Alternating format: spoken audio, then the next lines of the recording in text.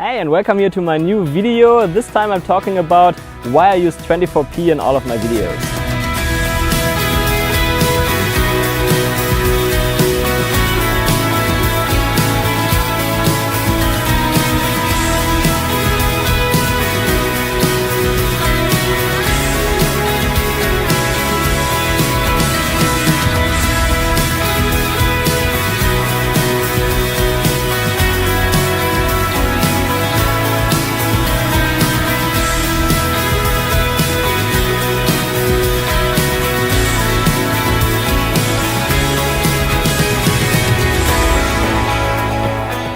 I would say it's a common question, especially when you're a beginner, what frame rate to choose, and there's actually not a perfect answer for that because it really depends on what you're shooting for, usually. But for me, I decided that 24p just works best because of the following reasons.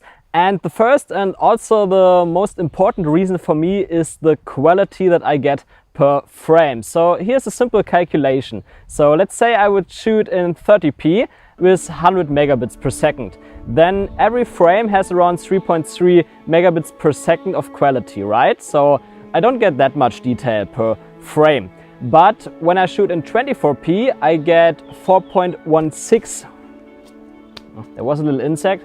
But when I shoot in 24p, I have a bitrate of 4.16 megabit per second. So I have around a third more quality or details in my picture than if I would shoot in 30p. So that's the first reason here why I shoot in 24p, and that's also the most important one.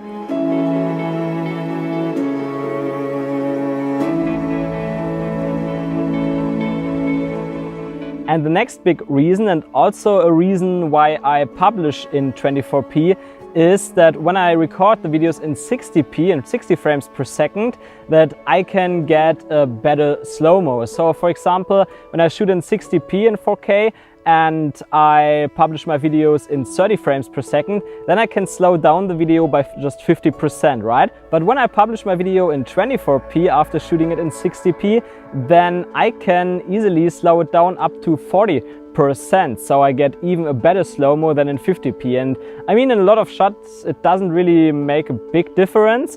But sometimes you have a shot that is a little bit too short to slow it down just to 50%. And when I can slow it down up to 40%, it actually fits to the music. Then it doesn't happen so much, but sometimes it's just better. And of course, there comes also a small problem with that, with shooting in 60 frames per second.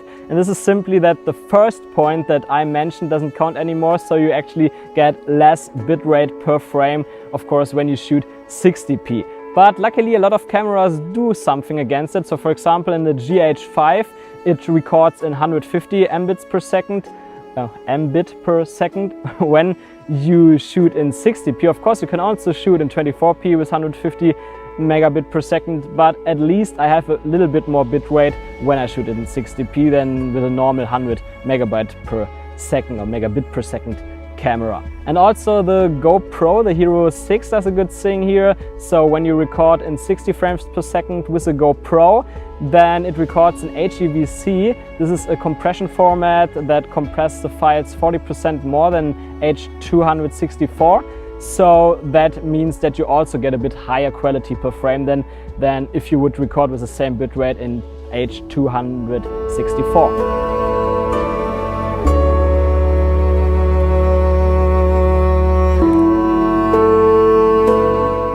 And the last point I want to mention here is actually not that important anymore, because we're living in a digital age, and that means that nearly every device today is capable of playing both NTSC and PAL format. And that would be my last point here, simply because usually you have like the NTSC in the USA and the PAL format in Europe, but 24p is the international cinema format, so it can be played everywhere. So I mean, today it really doesn't count that much anymore. It wouldn't be a decision-making point for me, but especially when you shoot for clients and they are not 100% sure if they just want to publish the video on social media or maybe also in cinema in the future as an advertising clip or something, then it's probably better to shoot in 24p because it can just be displayed perfectly on every device, in the cinema, on the internet, just like everywhere. So just the last point here, even if it's a pretty small one, it's also one point to consider. I hope you liked this video and I was able to help you a bit with the decision of what frame rate to choose, especially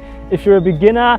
And if you like this video, then please hit the subscribe button now. It really helps my channel to grow so that I can publish new videos like that in the future to help you to become a better filmmaker. So yeah, I will go to the beach now, swimming a bit, and after that it's working time for me. So I hope you have a great day too.